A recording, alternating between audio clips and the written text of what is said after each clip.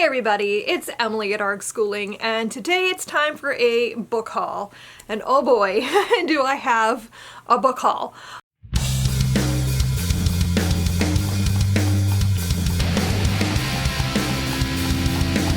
This is going to be my February and March book haul. We're not even to my birthday yet, so I'm probably going to get some more things this month, but it's gotten out of hand.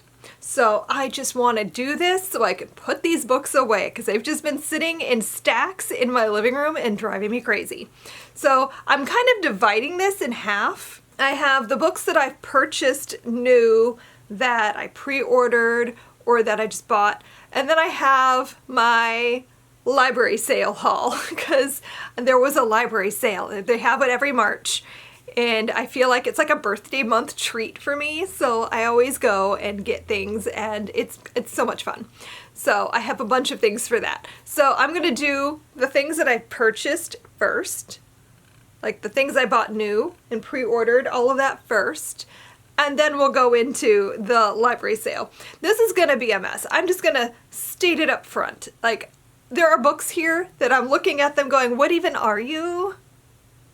I don't remember, so I'm just gonna do my best. Let's just jump into books I bought. So first up is Bloodmarked. This is book 2 in the Legendborn cycle by Tracy Deonn. I read Legendborn in January, I think, or was it in February? I don't remember, but I loved it. And I am dying to know what happens next. So now I have the sequel. This came out more recently, I think. Was this like a new release in 2022? I believe it was. Yeah, I think this came out at like the end of 2022. So it was like brand new. I have not started it yet. I don't know when I'm going to get to it, but I'm hoping soon because I wanted to read this while I still remembered what happened in Legendborn. So moving on, another sequel I pre-ordered was Immortality, a love story, and I've already read this. This is by Dana Schwartz. I had the ARC for this that I got through NetGalley, and I was so excited about it. I loved Anatomy, a love story, and I've talked about it already elsewhere, but this was just okay for me. I really enjoyed it. I liked it. It just didn't do what I wanted. Like, I loved like the gothic horror of the first book, and there was a little bit of that in here, but for the most part this just didn't quite feel the same. It didn't have the same tone as Anatomy. In this book it's a little bit more of a romance than it was in the first book, and I don't know, it was good. It just wasn't what I wanted, but I still am glad I have it, that I have the complete duology now. I pre-ordered the London Seance Society. This is by Sarah Penner. I really enjoyed The Lost Apothecary when I read it last year, and so I was intrigued to see what else she'd write, and this sounds so up my alley. This is like 1870s, and it's people talking to the dead and a murder mystery, and I just want to enjoy this. I mean, it just sounds great. The cover is just beautiful. Like, her covers are so pretty. Like, this is just, I love it. So I'm always into like things that are about death or talking to the dead or seances and stuff, so I'm hoping this is good. Another beautiful book that I pre-ordered this month is Wayward by Amelia Hart. I feel like everybody is buying this, and I don't know how much of that is about how gorgeous this cover is or how much is the content. This is a story about witches, I believe, and it has multiple time periods, so you're jumping around, I think, between 2019, 1619, and 1942. So this has World War II aspects in it. There's a historical fantasy aspect to it because it's about witches, and the cover is just stinking beautiful, like so pretty. And it also hits a lot of the prompts for the Build Your Library Reading Challenge. So if you're looking for things for that, this has fungus on the cover. There are all kinds of plants. So this has trees, I think. It has plants on the cover. It has insects on the cover. I don't even know what else, but it has a lot of potential. I want to say there's also a science aspect of it, but I'm trying to find it and I can't. I don't know. But there might be. So I'm looking forward to this. It's beautiful, and I hope that I love the story as much as I love the cover. Yet another pre-order. I think this one was from February, and it's Stone Blind by Natalie Haynes. I loved 1,000 Ships when I read it, I don't know, 2 years ago? 1 year ago? I'm not sure when I read that. But I really enjoyed it. And so when I saw she had a new book coming out, and that it was a Medusa story, I had to have it. So I am really looking forward to this. I've always found Medusa to be a fascinating character in Greek mythology, so I'm really intrigued to see what she does with this story, but I think it's going to be great. If it's anything like 1,000 Ships, I think this is going to be pretty awesome. I also pre-ordered The Magician's Daughter by H.G. Perry, and can I say how much I appreciate it when brand new books are released as paperbacks, because I just love reading a paperback. I will always, if given the choice, I will always choose a paperback over a hardcover if I can, but new releases so rarely come out that way. It's an easier reading experience, you know? Better for the wrists. But anyway, this is another historical fantasy, and this one is set in Ireland, and that's all I remember. I think my buzzwords for me was that it's set in Ireland, which is just a very pretty place. I love when books are set in like really beautiful scenic places, and that scenery can be like a part of the story. And it has to do with some kind of fairy something. I also pre-ordered The Woman with the Cure, and this is by Lynn Cullen, and this has to do with polio vaccine in the 40s and 50s. And a woman who helps to create the vaccine, I believe, or something to that effect. And so I was intrigued because that's just, I like stories like this where women in science, but also this hits some prompts for the Build Your Library Reading Challenge because it's about a scientific breakthrough. It's about a woman in science. So I'm really looking forward to this. I think I only have 2 more pre-ordered books. I have The Windaby Puzzle by Lois Lowry. This honestly, I mean, I haven't read a Lois Lowry in a while, but I know she's like great, a classic middle grade author, and I was intrigued by this. So this is set in the Iron Age. Is that what I'm saying? Yeah, transports readers to an Iron Age world through the suspenseful dual narrative of a boy and girl both battling to survive in this epic blend of fiction and history. So this was inspired by the true story of the 2,000-year-old Windaby Bog body in northern Germany. So she read about that and then made a story about like what those people might have been like, what it was like to live then. I'm fascinated. I'm always looking for things that are medieval, but like dark age medieval, because I feel like there's just not a lot, especially for kids. So I am like really intrigued by this. I'm hoping to get to it soon. I kept trying to make this happen this month and it just hasn't yet. And I also pre-ordered Enter the Body by Joy McCullough. I was on the fence about this book, honestly, because I'm like 50-50 for books that are written in verse, because sometimes it just doesn't work for me. There are certain authors, like Kip Wilson is great, and I feel like Kip Wilson's books somehow work for me. There's a few others that I've read that I feel like have been good enough stories that I could get through the fact that it's just poems. A lot of times though, I feel like I'm missing half the story. And so I was on the fence about this one, but the premise just spoke to me so much that I decided I needed to read it. I needed it. So this is a book about the heroines from Shakespeare's plays getting their chance to like speak their truth. So like this is giving voice to many of the iconic women characters. So we have Ophelia, we have Juliet, we have Cordelia, and they're all telling their stories and getting to finally have their say. And I just find that an interesting premise. I'm so curious, very curious about what this book does. But again, it is poetry, so like I really hope it works for me. I don't think I've ever read anything by Joy McCullough before. So again, another reason I was on the fence, but like the premise just spoke to me. I think that's all of the things that I pre-ordered. So let's just go ahead and talk about the books that I just bought. So first up, the one I got the most recently, actually, like this came in the mail today. And this is The Only Woman in the Room by Marie Benedict. I was excited about this because it is a novel about Hedy Lamarr, who honestly I only learned about fairly recently, which is just unfortunate. Like, she was an amazing person, and I feel like not enough people know about her and her contributions. Like, we have Wi-Fi because of her. Like, that's so amazing. And when I found out there was an entire historical fiction novel about her, I needed to read it. So I now own this, and I'm really excited to pick it up sometime, hopefully soon.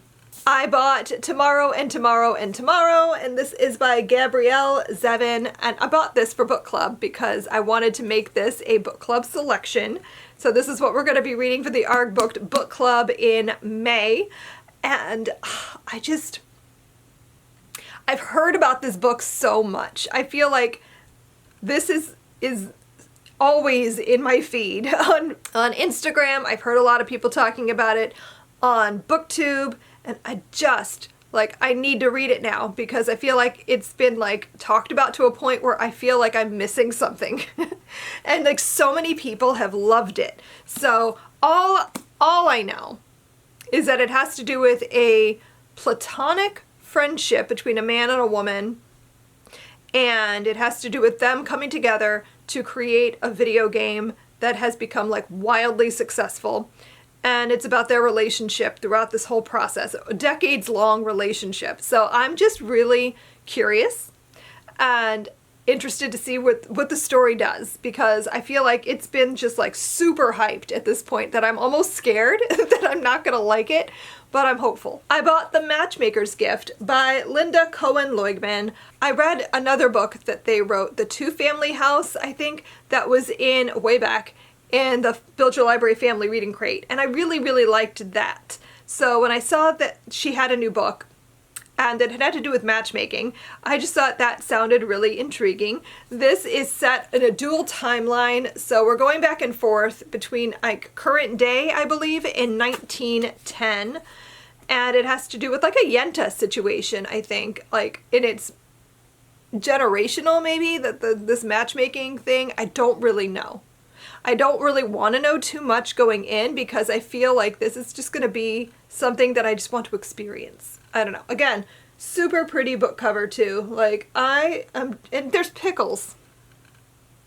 It's how you know it's Jewish. They included pickles on the cover. I have good feelings about this. I think all of these are either middle grade or YA that I've bought for other things. So I have The Town with No Mirrors by Christina Collins. My daughter is 13 and my mother-in-law has subscribed us to The Week Junior. And I always immediately flip to the book page to see like what book are they talking about. And this is the book that was mentioned. And I had never heard of it before. Usually the book they talk about is one that I've at least heard of. This one was completely new to me, so I was super intrigued. This is a dystopian. And it's about a community where there are no mirrors or reflective surfaces, and you're not allowed to ever remark on people's faces or how their appearance in any way. Nobody can see a reflection of themselves. You can see what other people look like, but you never talk about it. And I just thought that was an interesting premise. And I'm very curious about what the author does with that. It could go in so many different ways, so I'm really curious about it.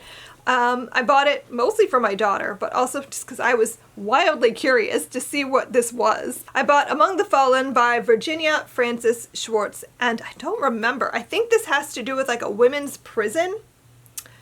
And like the experience of the women there. This is set in Victorian era. I don't really know specifically what year, but it has to do with like the women who are imprisoned and why they were imprisoned and their experiences. And I have just always found the treatment of women in prisons, asylums, that sort of thing in this time period to be just fascinating. I guess I like upsetting morbid things. I don't know, but like I just thought this sounded like it had potential.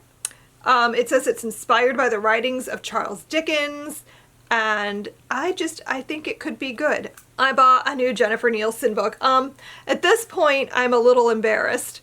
I don't know why I keep doing her books always sound amazing, and I buy them immediately upon hearing about them, and then I don't read them. I've yet to read a single book by Jennifer. I am embarrassed. I should just shut up and read right now. So like, what am I doing? I don't know. But this book is about the Titanic. It's Iceberg. It's about the Titanic. And I'm a sucker. I will read anything about the Titanic. I will buy any book and I'll collect it. Will I read it? I don't know. I want to because it sounds great. Like, it's about one girl's experience on the Titanic. You know where the story's gonna go. I'm gonna read it. I also recently discovered that there's a whole Calpurnia Tate, like, early chapter book series. Why didn't I know this? I am amazed. I love Calpurnia Tate. One of my absolute favorite middle grade novels is The Evolution of Calpurnia Tate. The second book was okay, not as good, but still enjoyable. And apparently there is an entire series, and I didn't know. So I had to buy one and just read it. And I don't know, lit by potential? Maybe. But I don't know yet what I'm going to do here. I was so intrigued that I decided to buy one. Did I need this? No, I do not have anyone in this house who is going to read this book besides me. But I still just thought it's about a skunk. It's so cute. Look at it. She's feeding a skunk out of a bottle. It's precious. This next book, I don't know what happened or why it happened. I'm just glad that it happened. I have pre-ordered a book that I have been excited about, and it just showed up as an ARC. I don't know why. I don't know how I got on the mailing list, but I have Codex Black. I've never gotten an ARC of a graphic novel, and I almost cried because I did not know why this came to me. I've had this pre-ordered for months. It doesn't come out until April, but I've been super excited about it because this is a graphic novel fantasy series, like a historical fantasy series about Mayan mythology, and it's set in the 1500s, I believe. And it sounds really fun. And so I pre-ordered it when I heard about it. And then, like 2 weeks ago, this showed up in my mail. And it's addressed to me. And it was like, hey, thanks for your interest. And here's this book. And I was like, what? What? Thank you. So, I don't know what mistake was made, but thank you so much, IDW, for sending this my way. So thrilled to have it. Definitely top of my pile right now to read, and I cannot wait to get the finished copy in April because I feel like it's going to be just like a favorite because Mayan culture is fascinating. Their mythology is amazing, and just like their calendar system, all of that just blows my mind. It's so cool, and I don't know why we don't get more books about it. And so when I saw this, I was excited. So like the fact that they sent me an advance copy, like I'm giddy. Then the last books that I'm going to talk about from my purchased books that were not used, my new purchased books, I don't know how to word what I'm trying to say, were my 2 Nightworms packs, so from February and March. So if you're not familiar, Nightworms is a subscription that they send you 2 horror novels every month. I've been trying to expand my horror reading taste. Like I tend to get into like, I like these 2 authors and that's all I read. So I've been trying to like find new things to read for horror, and Nightworms is fantastic. It's a woman-owned company, and Ashley and Sadie are awesome. I follow them both on social media. They're very cool. So anyway, I don't remember the theme from February or March. Honestly, I'm not good at that. I think I have the theme here for the March, but I don't remember the February one. It had to do with something to do with a haunted house situation, because the books were How to Sell a Haunted House by Grady Hendrix, which was already like a book that I was so excited. I had actually pre-ordered it. And when I saw that was going to be in the Nightworms, I had to cancel my pre-order because like I knew this was coming. So excited. Grady Hendrix is one of my favorite authors, and I've been so intrigued by this because it's like, I've heard it compared to what if Toy Story were a horror novel? Like, what if that was a horror movie instead? And then I have Tell Me I'm Worthless. This is by Allison Rumfitt, and I had actually heard about this a little bit. So I was already like aware of it. Actually, both of these books sound like things that I'm going to love. This one sounds a little bit similar in story to My Best Friend's Exorcism, which is one of my favorite horror novels of all time. So really intrigued by that. I guess like these two friends spent the night in some abandoned house, and one of them has been tormented by the memories of what happened ever since. They have to face up to what happened there, pull themselves apart from the inside out, put their differences aside, and try to rescue Hannah, whom the house has chosen to make its own. Ooh, creepy. Yeah, it says, cunning, disruptive, and darkly funny, Tell Me I'm Worthless is a vital work of trans fiction that examines the devastating effects of trauma and how fascism makes us destroy ourselves and each other. I think this sounds great. Very excited about that. And then the March, what was it? The March theme was Once Upon a Nightmare. That's what it was. And so another book that I'd already I had already pre-ordered it, and again had to cancel my pre-order. And I've learned my lesson, and I will no longer be pre-ordering brand new horror novels because I feel like every time I do, I end up with a copy. So this is The Spite House by Johnny Compton, another haunted house book. I don't really know a lot about this besides that it's got to do with a man who is like at the end of his rope. Things are terrible for him, and he takes on this challenge to stay overnight. I don't know if it's overnight or for weeks. I'm not sure how long he has to stay there, but he stays in this house in order to like win something or get paid for something. I don't remember, but obviously bad things are going to happen there. I think that this is just a setup that I'm always interested in reading. So very curious about that. And then the other book I received is Mothered, but by Zoja Stage, and I'd heard of this, but I don't really remember what it is. It has to do with mother relationships, and I guess the mother in this story is not well, and living with her is difficult. And I don't really know more than that, but so intrigued. Okay, my battery's gonna die. How fast can we get through? I don't know. Went to a library book sale, got carried away. What else is new? I bought The Chosen by Chaim Potok. I might already have this. I think Sarah might have a copy. I don't know, but now I do. Jewish classic work of fiction. Don't really know what else to say. I have a book that I've been wanting to read for forever. This is Fried Green Tomatoes at the Whistle Stop Cafe by Fanny Flagg. Fried Green Tomatoes is one of my all-time favorite movies. In high school, my friend Audra and I did a whole forensics prose piece, a duo piece, where I was Ruth and she was Iggy. And it was great. But like, I'm excited to read it because I've never read it before. I have Golden Boy by Tara Sullivan. I don't remember what this is, but I knew that this author had written another book that I own that I've been really wanting to pick up. So yeah, she wrote The Bitter Side of Sweet, and I don't know, this has to do with an albino boy, I think. I don't really know. I bought The Bluest Eye by Toni Morrison because I've never read it, and I know this is a lot of people's favorite Toni Morrison, so it's classic and I want to read it. I got a Bill Bryson, Notes from a Small Island. Literally, if there's a Bill Bryson book, I'll buy it because I just find his writing so much fun. I don't really know what this one is. I think this has to do with living in England, maybe?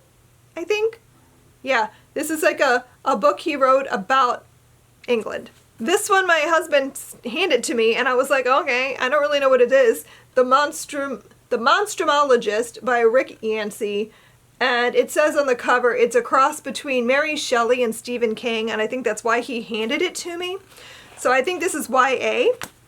I've never heard of it before. So if you know anything about this, let me know. I have The Orphan Train, or just Orphan Train, a novel. This is by Christina Baker Klein, and I just know this is really popular for a little while. I've heard a lot of people talk about it, but I don't really know much about the story.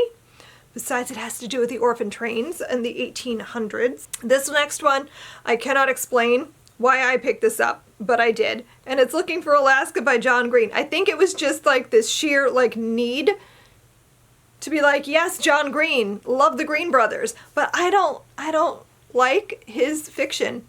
So I don't know why I bought this. And I sat here looking at it in the stack going, what was I thinking? I don't know. I think I just saw John Green and grabbed it. But I've not vibed with his books, honestly. I read 2 of them so far, DNF'd another one. I don't know why I grabbed that, but I did. I don't know. Can't explain myself. I bought The Girl with the Louding Voice by Abby Dare. It's another one I've heard a lot about, but don't really know what it is. Sometimes you just grab the things because there was a lot of people and I was like, oh, I like this. And I took it and just like held on to it because if I put it back down, someone else might take it. And then if I went back for it, it would be gone. So again, it's probably why I ended up with this John Green book. But this one, I feel more confident that I'm going to like. Because it's about a girl growing up in a Nigerian village. And she wants to get an education. She overcomes many odds to get an education. So I know that one sounded really good. I have Etiquette and Espionage by Gail Carriger. This is another book that I've heard of, but don't really know what it is besides historical fantasy that has to do with like, I don't know if they do heists or if it's like some kind of a finishing school situation. I don't really know. But I've heard lots about it and it sounds like something I'd probably like. I bought The Glass Hotel by Emily St. John Mandel. Still haven't read Station 11. But now I own another book that she's written. I hope it's good. I hope I actually read it someday. I don't even know what it's about. I have Wide Sargasso Sea by Jean Rice. This, I do know what it is. This is a story about the wife in the attic from Jane Eyre. That's all I know. I am going to lose my battery here. It's flashing red. Let's see if I can do it. I have Malka and Her Children by Marjorie Adelson, and I don't know what this is, besides that it is clearly about Jewish people. That's all I know. That's why I bought it. I have Time and Chance by Sharon K. Penman. I don't know what this is, but it has to do with medieval something. I think it has to do with Henry II. And again, that's all I got. I bought Cursed by Frank Miller and Thomas Wheeler. I watched the TV show that was on Netflix and enjoyed it. So I thought the book might be fun, and it's illustrated and comic booky, so I thought it would be something I might enjoy. I have yet another Kate Morton book that I'm never going to read, probably. I don't know. I collect Kate Morton and don't read them. This is The Clockmakers Daughter. It sounds like something I'm going to like, so I hope that I do actually read this someday. But I now think I have like 5 Kate Morton books, and I've not read any of them. I have Helen of Troy by Margaret George, another author that I absolutely love, but only read 1 book. But now I own more. And then I can do this. Then I have Ruska, the Novel of Russia by Edward Rutherford, which is a ginormous beast of a book, but it's like a biography about a country written as historical fiction, following like a variety of families living through like, I don't know, 1800 years of history. So it sounds awesome. Okay. That is all the books I'm not even going to attempt to pick everything up because I know that I can't. But that is all the books that I have purchased in February and March. It was a lot. I don't know the exact number. I want to say it was 18 books I got from the library sale, and I think like 20 books that I purchased myself. So a whole lot of books that I do not know where I'm going to put them. But I'm going to go find homes for them right now because that is why I had to film this today, because the books need to get put away.